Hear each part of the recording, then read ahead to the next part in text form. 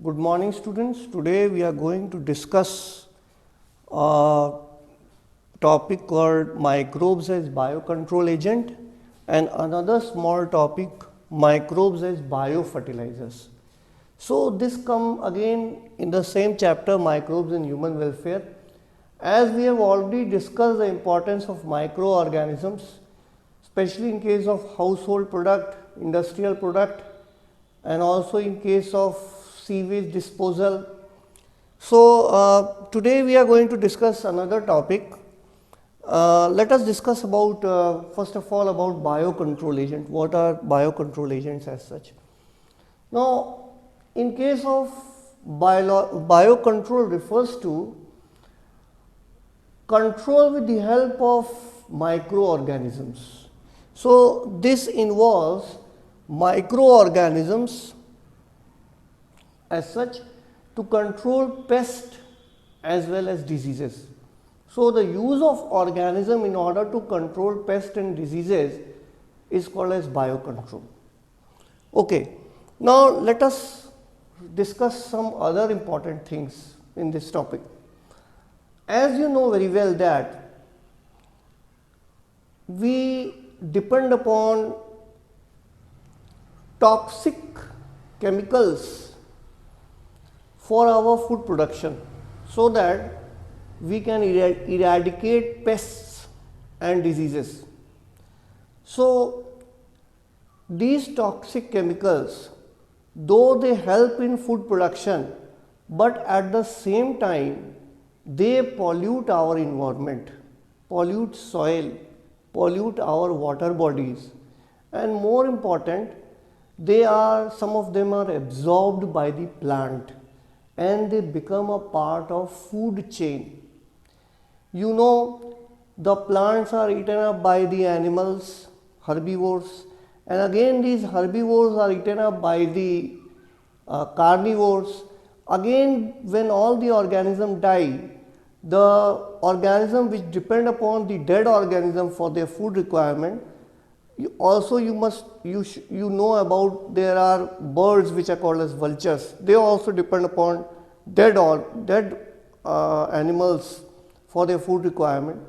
See, these toxic chemicals pass from the plants, they are absorbed by the roots of the plants, then to the herbivorous animals, and finally to the carnivores, and then even to the topmost consumers. So that is called as, you must have heard about this before also, this is called as biomagnification. In class 10th you must have heard about this word. So in order to prevent this, in order to prevent biomagnification, in order to prevent pollution at each level, whether it be land, soil or water, we have to adopt a certain other method so that these can be prevented from getting polluted. So what are these methods? Now, you must have heard about organic farming.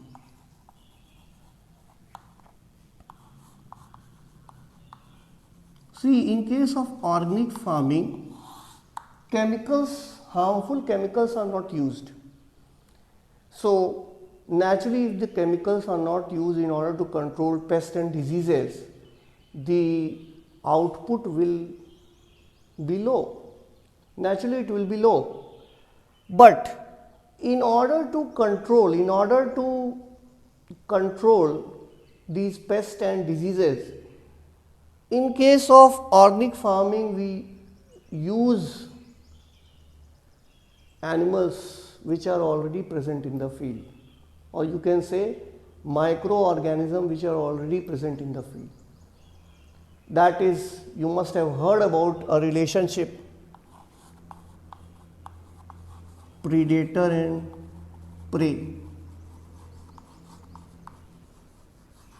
Now this relationship is even present in our fields. Both pests as well as predators are present in the field. So harmful prey which act as a pest can be controlled by introduction of predators which are harmless to us. Now, in case of organic farming, organic farmer knows the fact that in a field both predators as well as pests are present. Moreover, it is not desirable, moreover it cannot be done also, it is not desirable and it cannot be achieved that you remove all the pests which are harmful pests which are present in a field. This cannot be done. कहने का मतलब ये है किसी field में अगर paste present हैं तो आप उसको completely eliminate नहीं कर सकते. You cannot eliminate all the pests present in the field. Moreover, it is not desirable also. ये desirable भी नहीं है. अब इसकी वजह क्या है? Now let us introspect. What is the main reason why pests should not be, all the pests should not be eliminated? As you know that in a food chain there exists a relation between organisms. There are useful organisms also in the field, there are harmful organisms also present in the field. In many cases, these useful organisms prey upon harmful organisms which are present in the field. I mean to say that in a field, it might be possible that the harmful organism is a food for a useful organism. So naturally, if the harmful organism is eliminated, even the useful organism will die. It will not be able to survive. So, in order to protect the biodiversity, it is necessary that all the pests should not be eliminated. They should be kept at a manageable level so that the production does not goes down, and even also we can take care of the biodiversity. Now let us talk about what kind of predators which we can introduce in the field in order to control those pests which are harmful for the crops. Let us discuss something. Now, ladybird, this is an example. Ladybird and dragonfly are used to get rid of harmful organisms such as aphids and mosquitoes.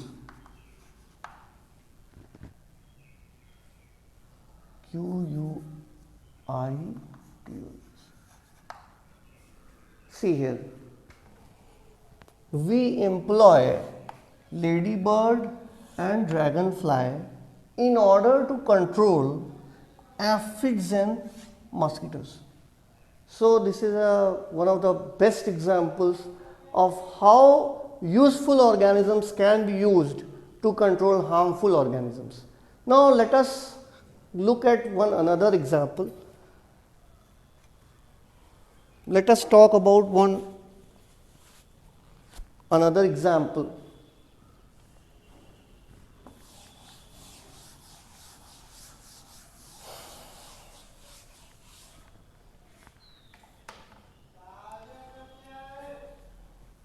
In case of butterfly caterpillars,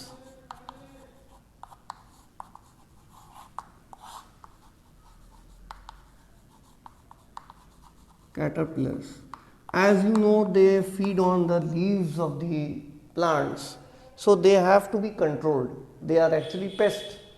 So the farmer use a kind of bacteria which is called as Bacillus thuringiensis. This is the name of the bacteria which the farmers used in order to control caterpillars of the butterfly. Now, how it is done? The Bacillus thuringiensis are available in form of sachets, in form of spores, and the farmers can dissolve it in the water and can spray it over the crop plants. Now, as the Bacillus thuringiensis gets deposited on the plant parts, the butterfly caterpillars start eating them. While eating the leaves, they also swallow the bacteria called as Bacillus thuringiensis. Now, inside the body of the Bacillus thuringiensis, you must know that Bacillus thuringiensis is a bacteria, so it is a unicellular prokaryotic in nature, made up of only one cell. So, when the butterfly caterpillars swallow them, what happens that Bacillus thuringiensis reaches the gut, inside the gut of these caterpillars. Now, Bacillus thuringiensis secrete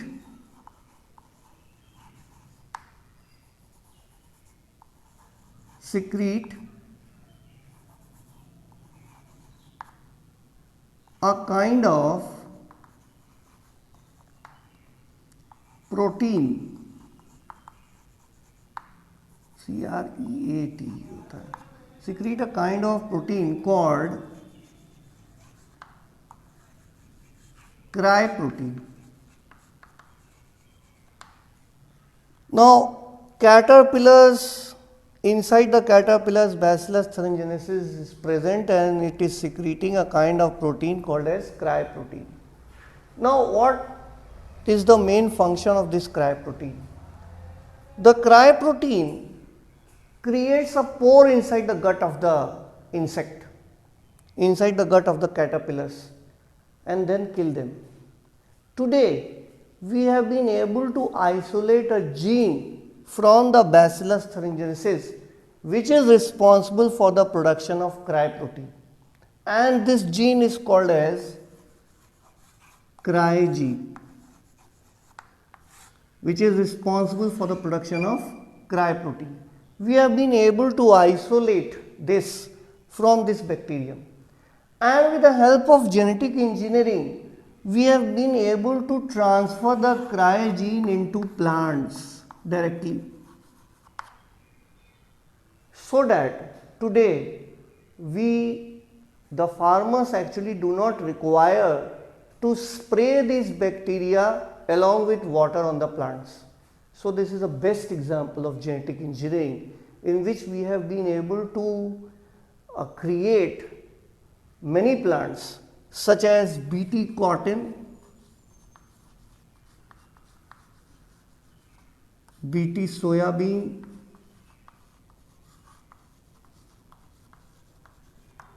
BT rice, etc.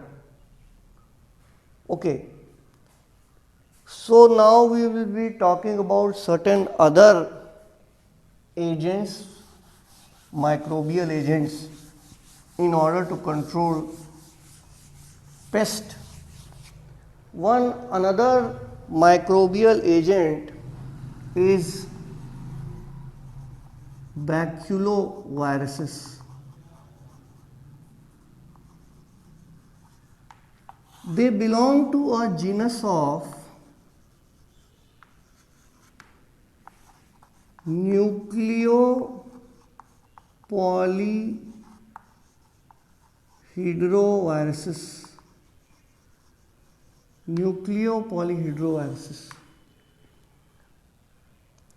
Now, these baculovirus are actually very narrow specific in their action.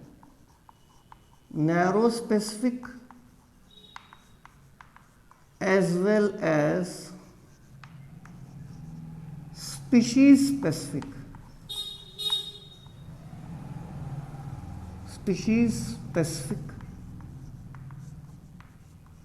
In their action. They are not killing the harmless organisms, whether it be mammals, insects, fishes, amphibians. Harmless organisms are not being killed by baculoviruses. We will be talking about another example of biocontrol, that is through a fungi called Trichoderma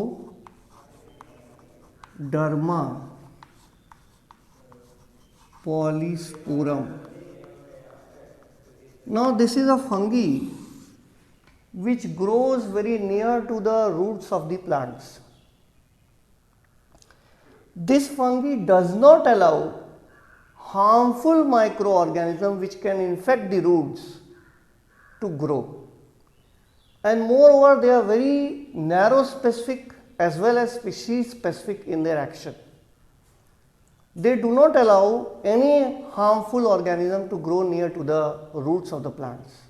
So again, this is an example, one of the best examples of biocontrol agents.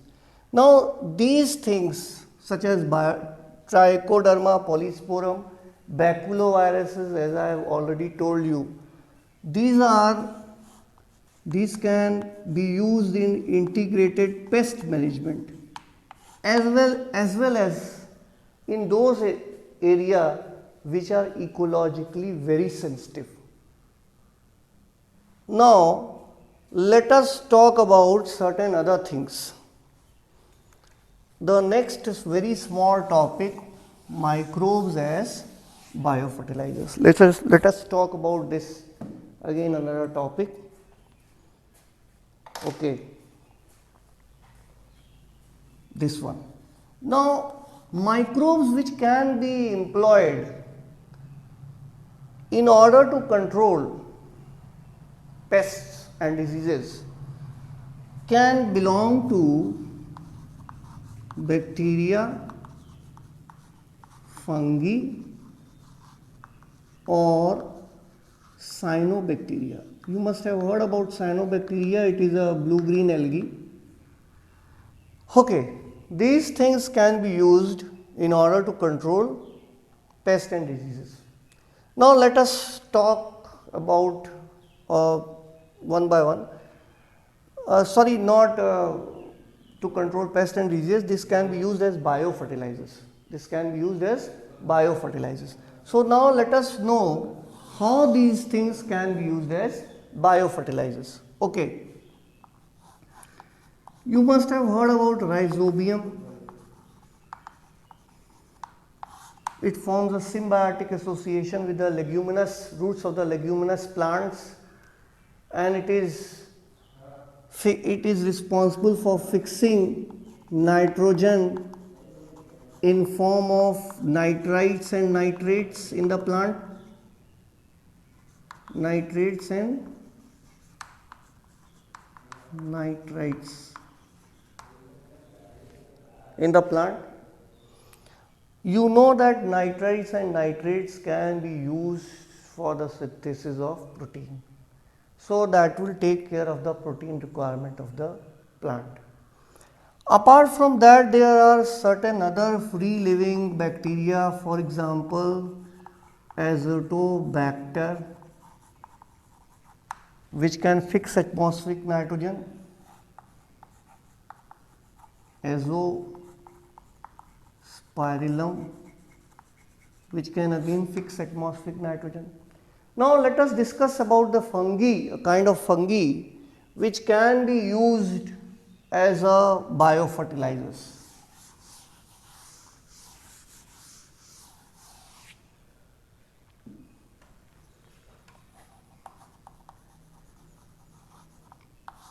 Fungi. You must have heard about mycorrhiza.